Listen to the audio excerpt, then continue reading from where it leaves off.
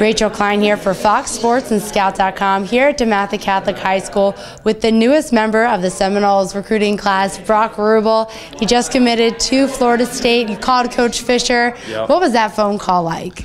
It was awesome. You know, just this recruiting process is kind of honestly went a little bit longer than I thought it would, just because all three teams were so close, they're so neck and neck. But it's really relieving to call someone and say, I'm going to your school. You know, you can kind of put the whole recruiting thing behind you and focus on everything else that has to come with, you know, high school and stuff like that. So really, it was really awesome.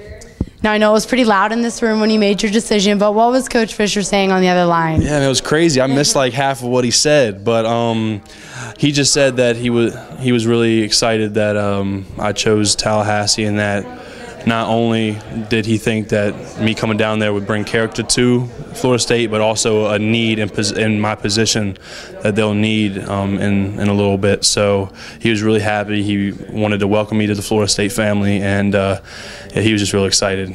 He must have been, because he had a lot to say. You couldn't get him off the phone. It was kind of crazy just because I couldn't hear him, and I'm going to call him later tonight. I'm also going to call Coach Sal, Coach Strickett later tonight. But yeah, it was kind of cool. He had a lot of stuff to say, and he was just, you could tell he was just real excited.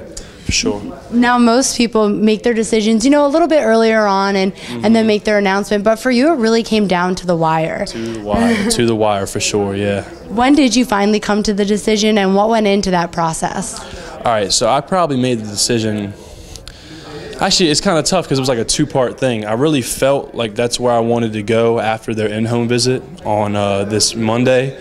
But the thing is like, okay, this is probably where I want to go. But then before that, Coach Dorn from NC State comes in, and just I remember how much me and him had a connection and how much I liked NC State. And next thing you know, you end up second guessing your gut decision, and it was just so. I confirmed it after Wednesday night, I'd probably say, but I started to get that feeling around Monday, I'd say. And I know there was a lot of pieces that went into that feeling. There was the, you know, offensive line, the coaches, and I was talking to your mom earlier. She said Coach Strickett really did a great job with you. He's the offensive line coach down there. Talk about your relationship with him a little bit. You know, it's kind of funny because even though he's in Florida right now, he is from West Virginia. And you know, I'm not from PG County or DC. I'm from down Southern Maryland. So basically, it's all the same people. They just got different accents. So it's just the fact that we kind of thought the same and acted the same in the same situations really made us, I don't know, kind of gel together real soon, or sooner than people would think. And just, he's a great guy. He's a great guy. He's a great coach, and we really hit it off. It was a good relationship, and still will be. And not only Coach Trickett, but Coach Sinceri. I've heard he's just a crazy man. I know you had a great relationship with him. Sure. And how big of a role did he play? He played a big role. I mean, he recruited me from pretty much all of it. I mean, Coach Trickett and Coach Fisher would come in every once in a while and had something to say. But yeah, it's same thing. He's from Pittsburgh, same people, different accents. You know, just hard-working guys, and they like to have fun, like to joke around. He jokes a lot, actually.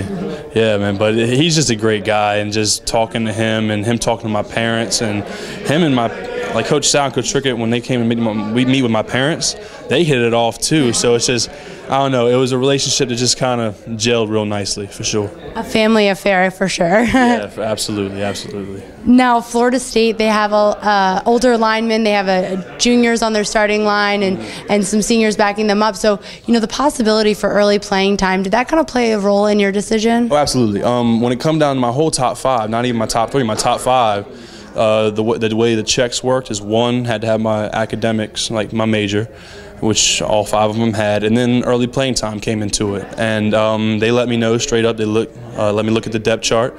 They said they had a lot of older kids, and some of those juniors, I mean, they might be gone because, you know, they've been named the best O-line in college football. So who knows how many juniors might not even be there for their senior year. So it was really big for them. They were telling me to get me down there because they needed tackles and stuff like that. So it did play a big role, for sure. Well, they've certainly done their job this season protecting Jameis Winston. I mean, he's been pretty spectacular this year. He's been doing his thing, for sure. I got to meet up with him a little bit. He's a character now. He's funny.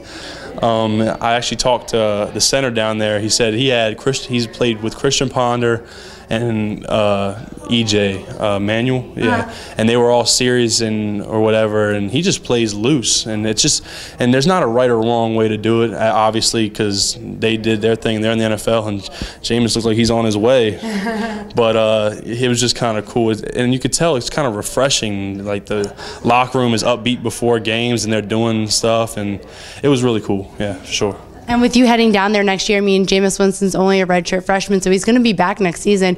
You might have the chance to play in front of him and protect him next season on the field. You know, you never know. You never know.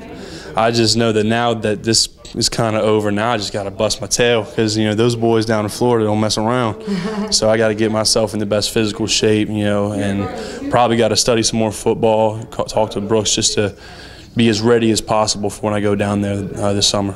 Now, when you went down there for your first official visit, Coach Brooks said you had a really good rapport with some of the guys down there and just really felt comfortable, got a good feel for the campus and everything like that. Well, that actually happened with all three of my officials. All the guys were great. All the coaching staffs that I visited have done a great job of bringing in quality guys as well as quality football players. So I gelled with all of them, had a great time, you know, hung around.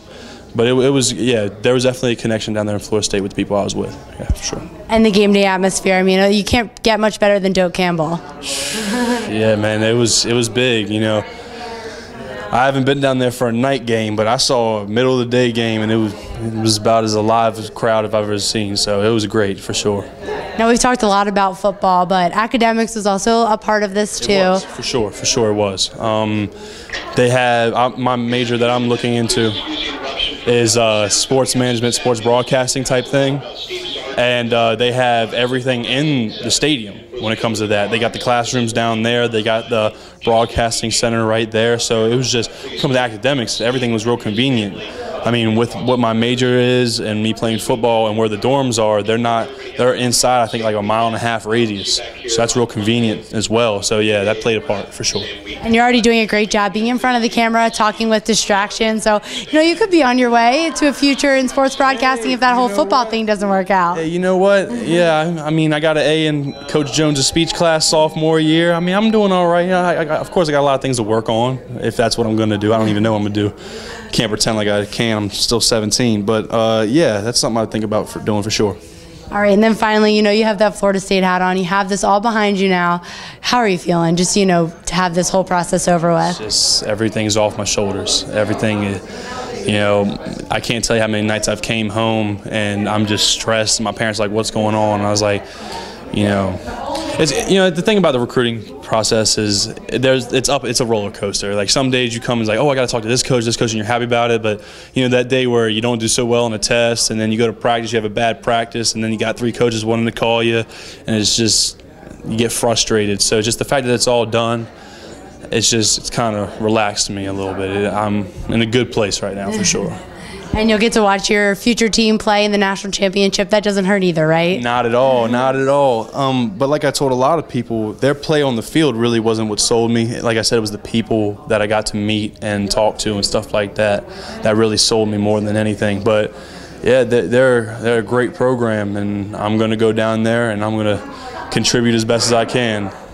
That's awesome. Well, they're getting another quality player and person heading down to Tallahassee. So thanks, Brock, and congratulations. Thank you very much.